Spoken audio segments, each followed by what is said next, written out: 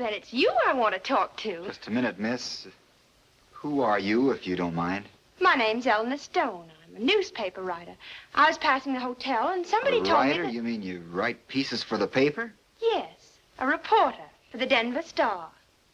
A lady reporter? Mind if I sit down? It'll be easier for me to take notes. Sure do beat all. A lady newspaper man. Well, I'm not really and truly a reporter. Not yet. But I'm going to be. My father's the owner of the Star. Maybe you've heard of him. Randolph Stone? Well, can't say I have, but if he owns the paper, should think he'd be doing well enough so his daughter don't have to work. Oh, I don't have to work. And if you must know, my father's very much opposed to it. He thinks I should finish college and then sit around with my hands folded, waiting for someone to get around to marrying me. I'll do nothing of the sort. Women are awakening.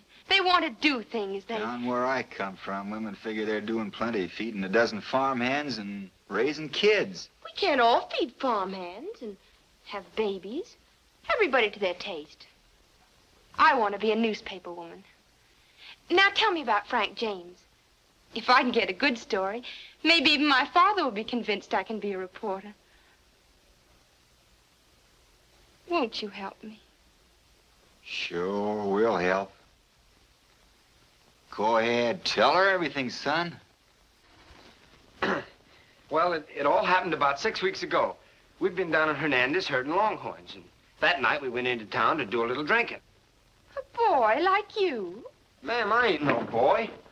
Down in Mexico, I do a man's work and a man's drinking. When we got to Whiskey Joe's, there was a drunken crowd there from another ranch roughing things up.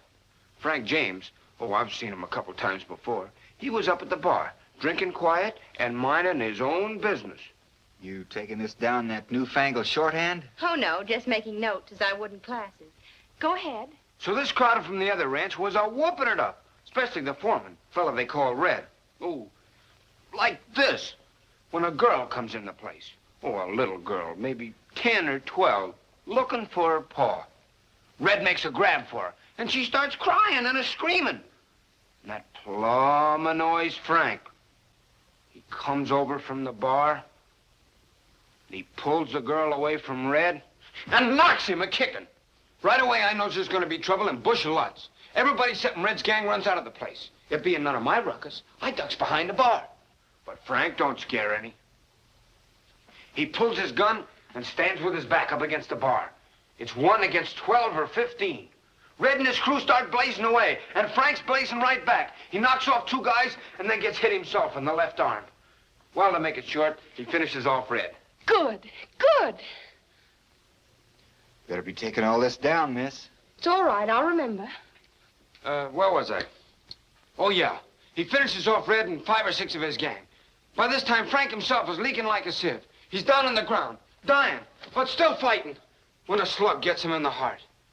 Then the fellas that are left empty their guns into him. Oh, the cowards. This belonged to Frank. See, it's marked FJ. I picked it up figuring I could give it to some of his kinfolks if I ever run into him. Oh, what a wonderful story for the paper. Oh, yes, wonderful story. Thank you ever so much. Oh, I must have your name. Grayson. Tom Grayson. You say this happened 6 weeks ago? Then he couldn't have been mixed up in that Missouri Express robbery that I've been reading about, where a man was killed. Oh, no. Frank had been in Mexico over a year. Frank James never killed nobody. Of course, I ain't counting that Mexico business. He and his brother must have been wonderfully colorful characters. I wish I could have known them.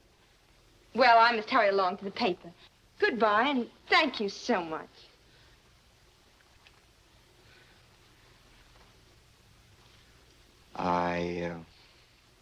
Sometimes, might have news. Could I see you? I'd be glad to see you anytime. You'll always be able to reach me at the Star. Now.